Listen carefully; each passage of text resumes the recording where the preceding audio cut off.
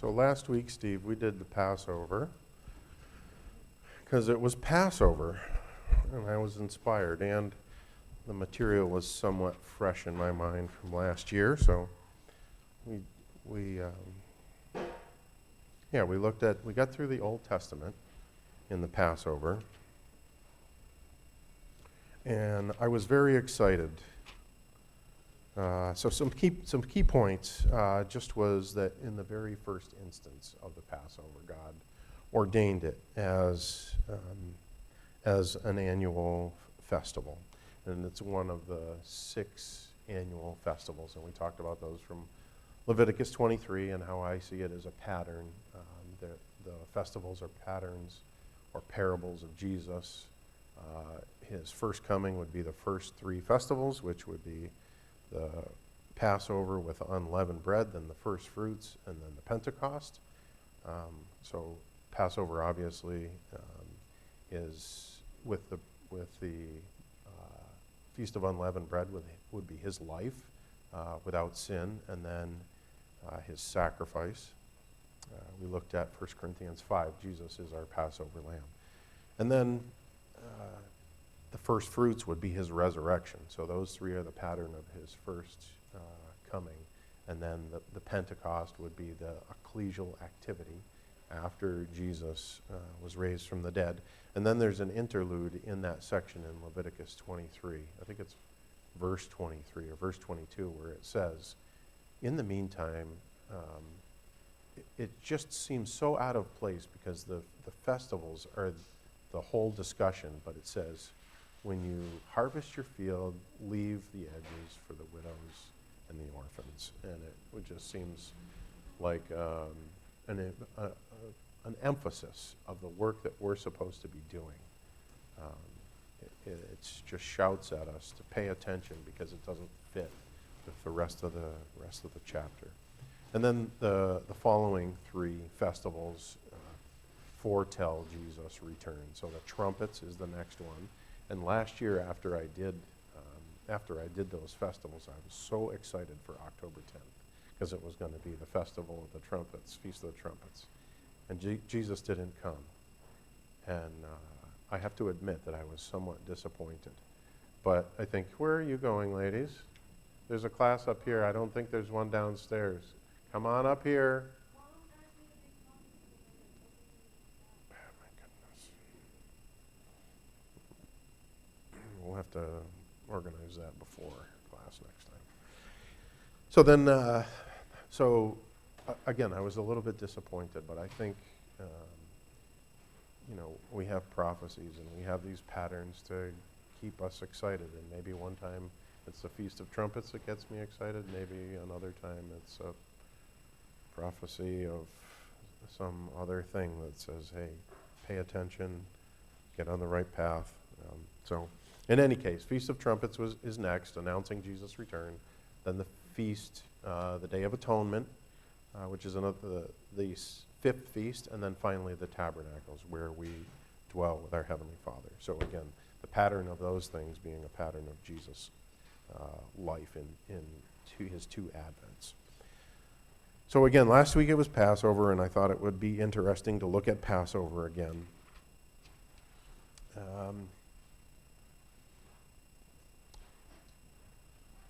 So we got to an interesting point that we looked at last week was about the provision that God makes, that there's an alternate holiday that is it's illustrated in Numbers 9. The people are in the wilderness. It's the 2nd year that they're wandering, and some of the people are unclean, and they want to celebrate the Feast of Passover. And they get the opportunity. God makes a provision. If you're unclean in the first month, when it's supposed to be held on the 14th day, first month, prepare yourself for the 2nd month, 14th day, and you can celebrate the Passover. So I thought that was remarkable and demonstrates God's grace and mercy to us.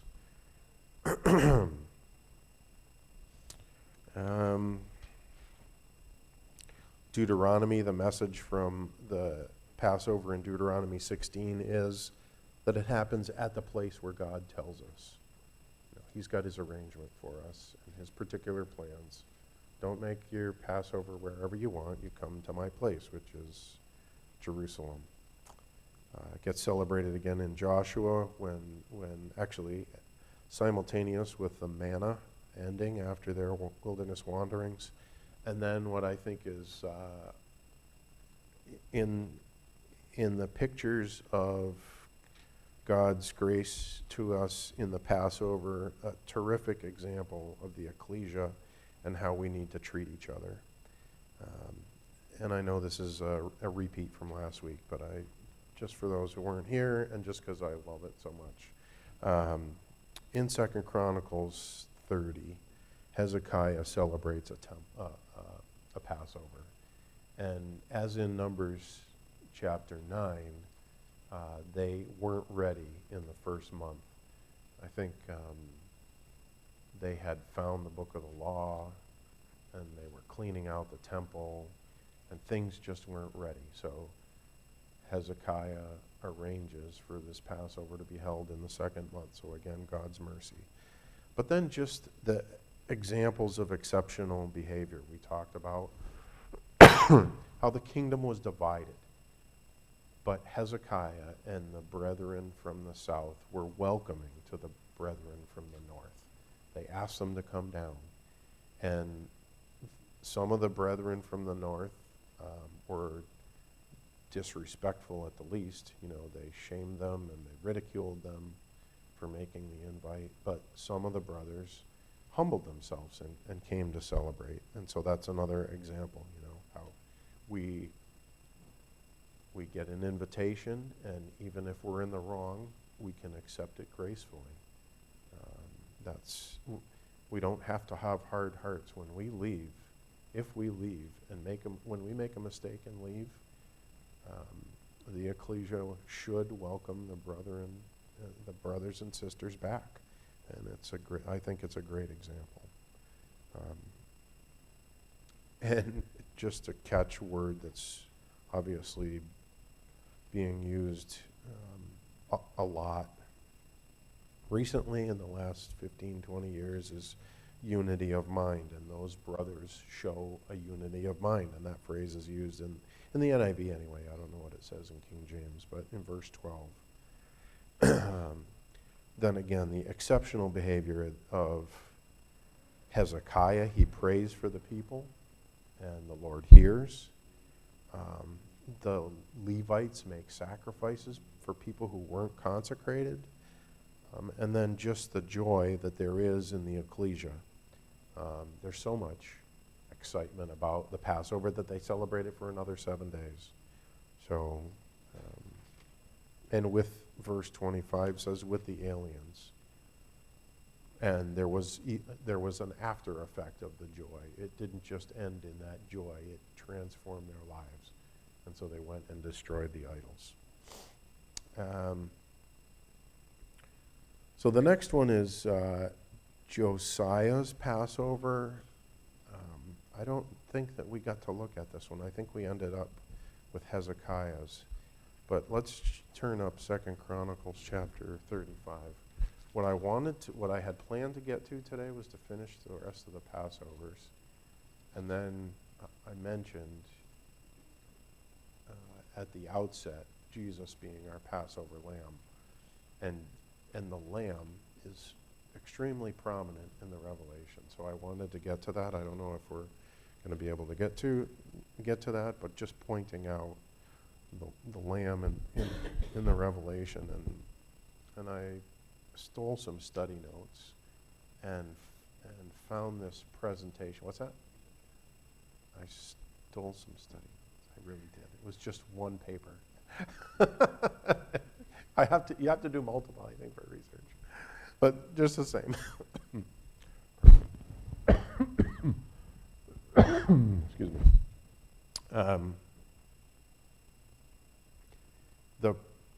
The Revelation I frequently associate with judgment. And this particular writer suggested that there's a heavy focus on the lamb, that sometimes we get distracted away from.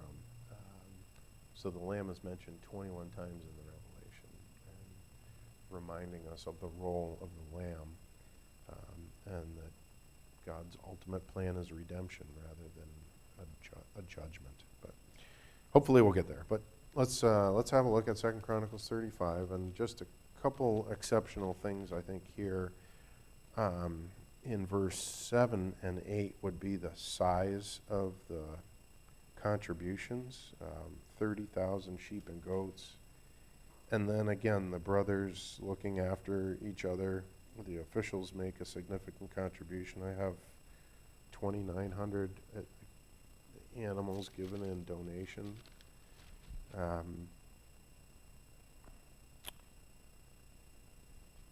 Verse 9, others give animals. So just again, the point of how we're taking care of each other.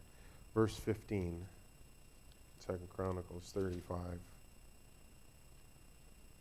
The musicians, the descendants of Asaph, were in the places prescribed by David, Asaph, Heman, and Jeduthun, the king's seer.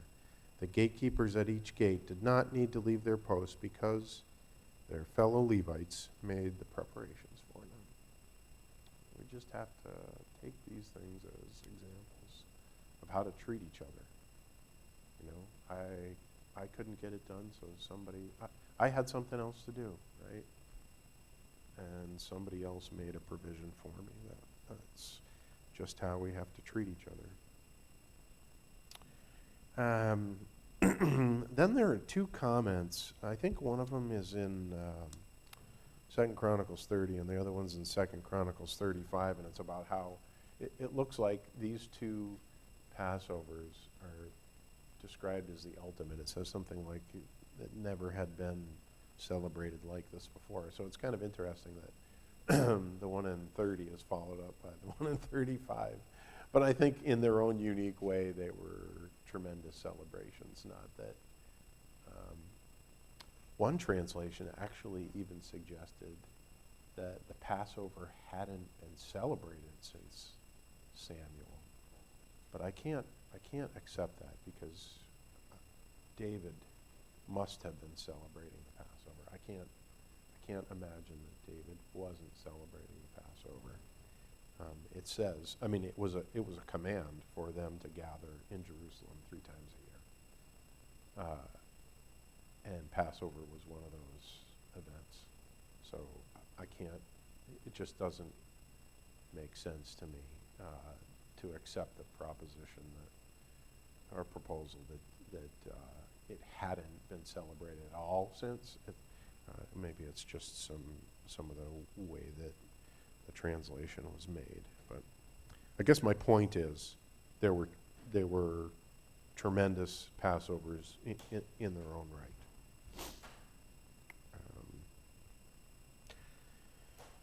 The Passover gets celebrated again in Ezra in chapter 6. And again, I'm highlighting just the behavior, the Christ-like behavior that we see in these. I mean, it happens to be because we're looking at the Passovers. But Ezra chapter 6, and I have verse 20. I hope this is right.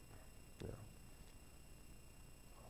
Starting in 19. On the 14th day of the first month, the exiles celebrated the Passover. The priests and Levites had purified themselves and were all ceremonially clean. The Levites slaughtered the Passover lamb for all the exiles, for their brothers, the priests, and for themselves.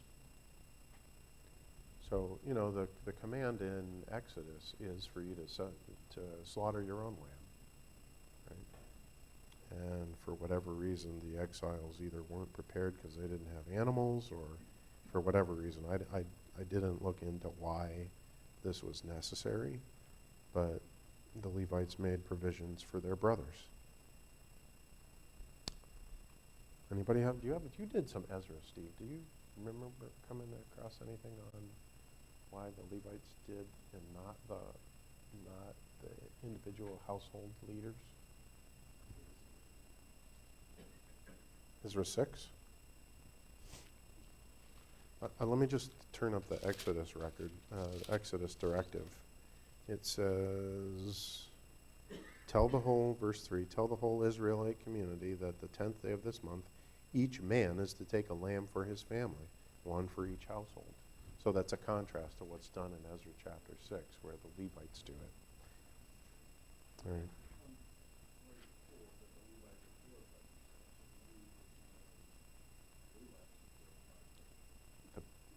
Yeah. So I guess that goes along with my suggestion again, that the Levites are just helping their brothers who weren't in a position.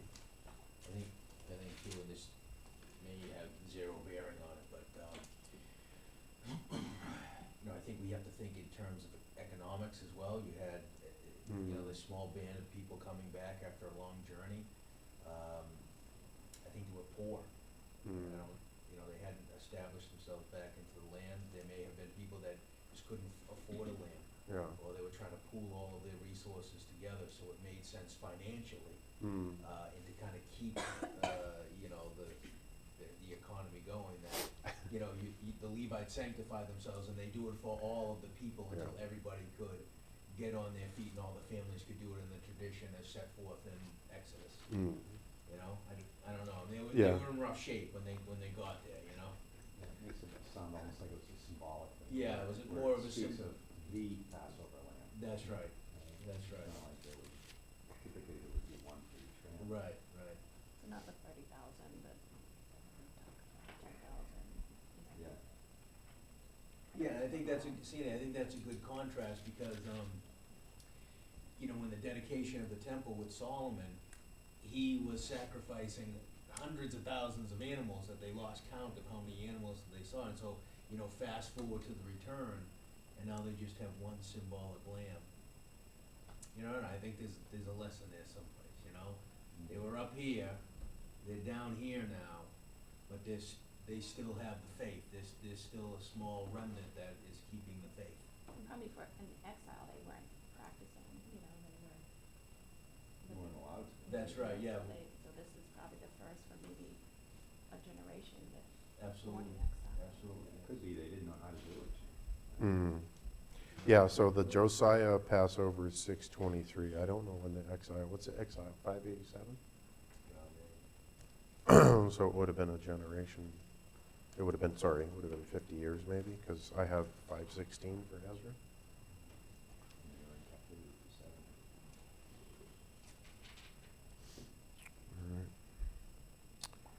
7 years. So the next one is an interesting one to me. Phil Young had done a class talking about Ezekiel's temple and how it was, his proposal was that it was a picture given to the exiles to give them hope about what could be in Jerusalem when they returned. A message of hope rather than a picture of what the future looked like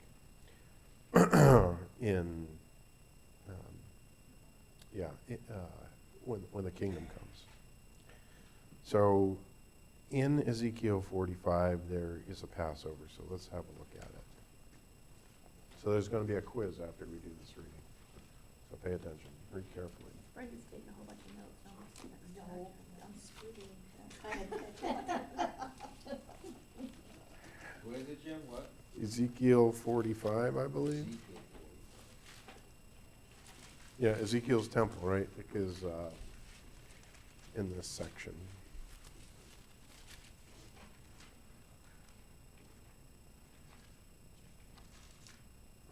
Okay. So I'm going to try to read this without, maybe I should have somebody else read it so there's no bias. Would you read it, Rich? Yeah, we're very familiar. So I think I want you to read 21 to 25. Okay. The first month, on the 14th day of the month, you shall have the Passover feast of 7 days. Unleavened bread shall be eaten. Upon that day shall the prince prepare for himself and for all the people of the land a bullock for sin offering. On 7 days of the feast he shall prepare a burnt offering to the Lord, 7 bullocks and 7 rams, without blemish daily, 7 days, and a kid of the goats daily for sin offering. shall prepare a meat offering, and an ephah for a bullock, and an ephah for a ram, and a hin of oil for an ephah. On the 7th month, and the 15th day of the month, shall he do the like in the feast of the 7 days, according to the sin offering, according to the burnt offering, according to the meat offering, according to the oil. Thank you. All right, so the quiz question is, what seems to be wrong with that picture of the Passover? Jesus offering a sin offering for himself and the people. Verse 22. So what,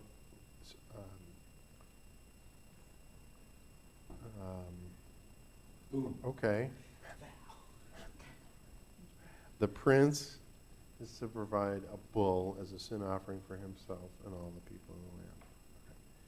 So I have that. So it specifically it strikes me that there is no specific mention of a lamb in the Passover here. I don't know if that says anything about anything, but as I was reading it, I thought, why is there no lamb in the Passover? Why is, yeah, there's a ram, right? But that's not a typical Passover. And you were suggesting what's wrong with this picture? The prince is Jesus offering a sin offering for Yeah, himself? I just have a note in 22. And what does it say? Well, it's my own note, Jesus, comma, sin offering. Yeah, all right, yeah. So you're asking the question. I don't necessarily have an answer. I think Yeah. Brother Scully and I can't remember, I read it years ago, about Temple of Ezekiel's prophecy. Yeah, So I just have to look at it, yeah. Does anybody have any other notes beside, that don't have questions in them? But it is different though, which is interesting, Jim, as far as, the lamb and the preparation and the whole traditional way of the Passover. Yeah. In the past is different from what, Ezekiel was talking about. Yeah. It seems to be anyway.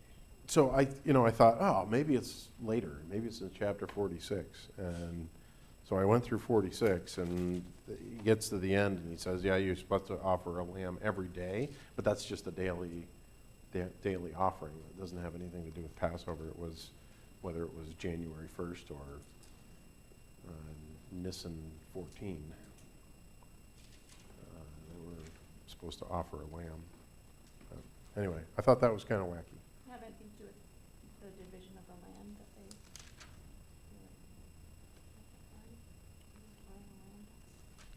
I'm sorry? did it have anything to do with the division of the land? Yeah, I don't know. I'm perplexed by, I don't have an explanation. Brenda will look into that. Brenda will look into that. Now, Brenda, can you let us know next week why there's no Passover lamb and the Passover? Oh, you can't? Because Oh, they're going to Italy, so I don't have a right. oh, that's okay. We'll find you. Sandy will pick you up, You'll find right? 46 verse 15 says, thus shall prepare the lamb and the meat offering and the oil every morning for a continual burnt offering. There you go. Brenda, you're off the hook.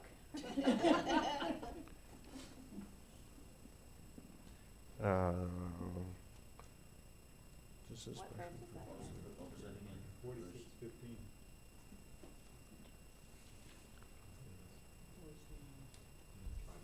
Yeah. Yeah. Yeah, Lamb's mentioned in 15 of 45 as well. yeah, that was Bob's.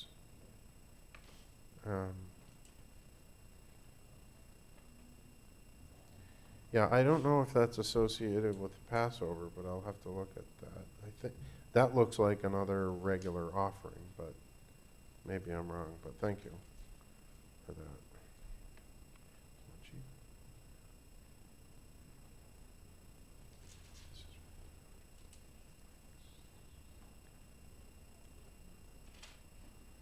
Yeah, sorry. All right, so that's all I have for Passover in the Old Testament. And then then we come to Matthew. And I think basically the message between Matthew, Mark, Luke, and John is that Jesus is the Passover. He celebrates at Passover. He tells I think it's Peter and John to go prepare a Passover, and so on, the familiar verses that we know. I'm going to celebrate the Passover, Jesus says. Matthew 26:18.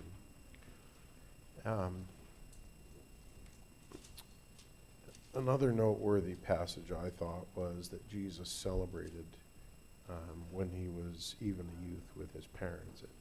Luke 2 makes a point to say that he observed the Passover every year. So Luke 2, verse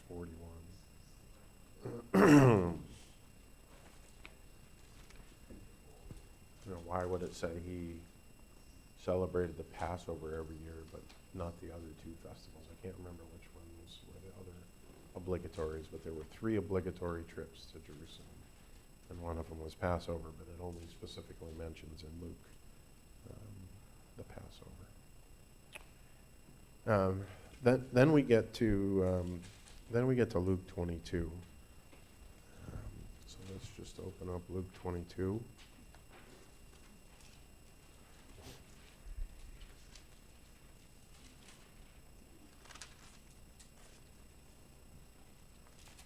And I think there are 6 mentions of the Passover.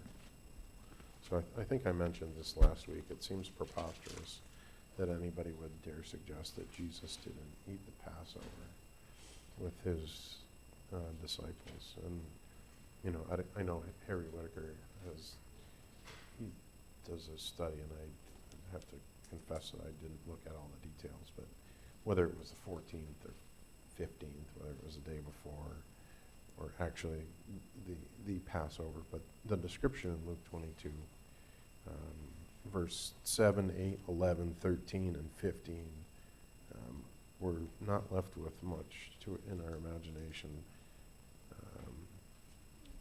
about it being the Passover. Verse 7, then came the day of unleavened bread, on which the Passover lamb had to be sacrificed. So that's when Jesus sends Peter and John to go prepare. And he says, make preparations for us to eat the Passover.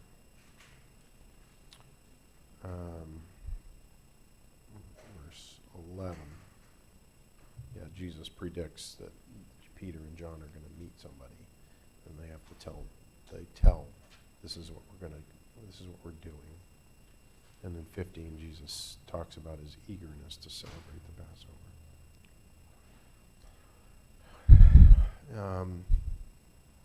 Then in John, Do you think he's predicting, or do you think he, in advance, gone and made arrangements himself? he's predicting to those 2.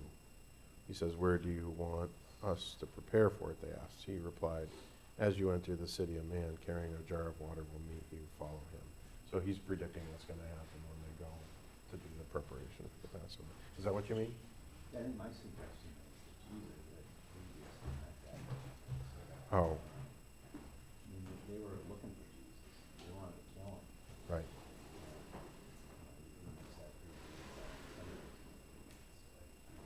Eagerly desired this Passover, with desire. Mm. Desire, it was so important to Jesus Mm. that he went and made arrangements and set it up in such a way that it's almost like a spy on him. Really?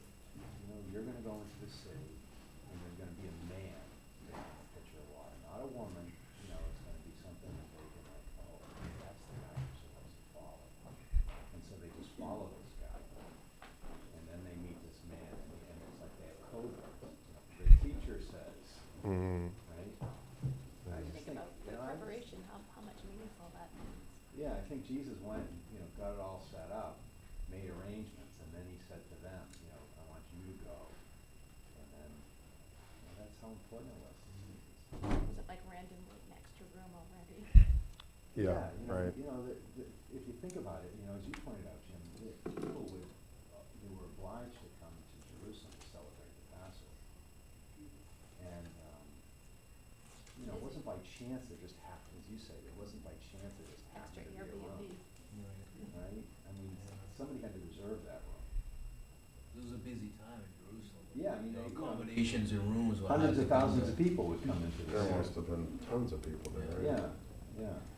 I wrote a piece for the Wayfarer once years ago at Bible school saying this was the sloppiest innkeeper in the world. It was the day before the Passover and he still hadn't booked his room. That's what it looked like, you know? Yeah. Spoken as a banquet manager. Yeah, speaking as a banquet manager, that's bad form. But it makes sense if the preparations were already done, you know, beforehand by Jesus, Right. you know? I have prepared a table before you. Mhm. You know, and the whole, Mm. his whole life was prepared, and I think up to the very end it would be prepared. Yeah, you know, as well. you didn't leave it by to chance. Yeah. He really desired to eat this Passover with you. I mean, they were trying to stop it. They were Yes. trying to arrest him. I think that's why it was all done sort of in secret. So even Cloak thinking and of dagger. the preparations that they had to make, they had to cook a lamb, they had to prepare the food, hours, right? It wasn't like Yeah, you pick it up half cooked and heat it up in a microwave. yeah, it's not like the Marriott is cooking the stuff. Yeah, right? so you wonder what the Yeah. time was. Aramark. You know, sometimes I think the Last Supper was just bread and wine. You know, something you just think about that's all it was. But it was the Passover lamb, it was a full meal, and Yeah, I think so. so they were relaxing and eating, and Yeah, I think, a true supper. yeah, I think Peter is impacted by preparing, I think Peter prepared it. That's just my personal, because he says go and prepare.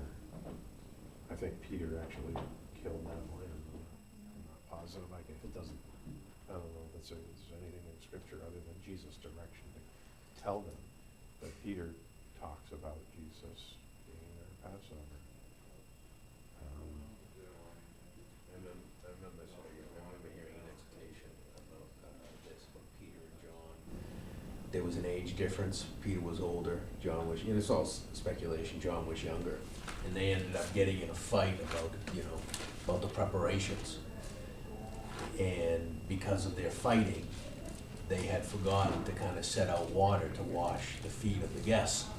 And that's one of the reasons why, it says there that there was a dispute among them who would be the greatest. So they were arguing, they had forgotten one of the key elements of hospitality, which was to wash people's feet as they entered. And so Jesus, I think it just makes that symbolism so much more poignant. And he says, you guys are busy fighting yourselves, you forgot about love and hospitality, and he himself, Who's the most washes. important? That's right. And There's- forgetting about, Yeah, I think there's just some wonderful.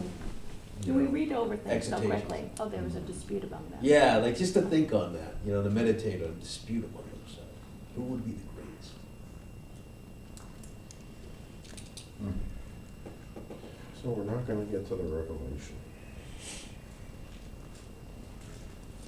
But in John, Passover appears a handful to not maybe a dozen times. Chapter 2, chapter 4, and chapter 6. Then we get near the end of Jesus' life around chapter 11. The Passover's near. Chapter 13, just before the Passover. And Pilate's talking about the Passover and how traditionally they hand over a prisoner at the Passover. And let's look at 1914.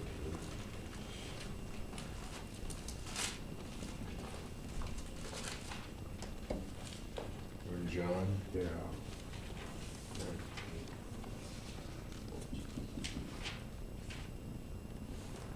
It was the day of preparation of Passover week, about the 6th hour. Here is your king, Pilate said to the Jews. But that's just, it's no coincidence that those two things are together in the same verse. Your king, the preparation of Passover.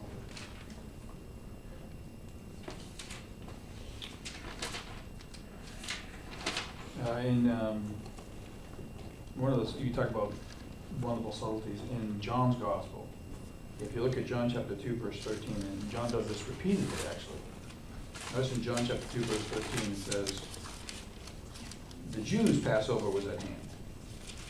And Jesus went up to Jerusalem. So this is early on in ministry, and they call it the Jews' Passover. And if you look at some of the others in chapter 5, verse 1, it says, after these things was a feast of the Jews, and Jesus went up to Jerusalem. That's actually Pentecost, by the way. But it's called a feast of the Jews because it's not the actual Pentecost, it's the Jews. And then when you get to chapter 13, is it 13? Verse 1, it says, now before the feast of the Passover. Notice it doesn't say the Jews' Passover, because this is talking about the real Passover. So what John does is whenever it's not the real one, he calls it the Jews' one. And then when it gets to the real one, then he calls it the Passover. Never noticed that before.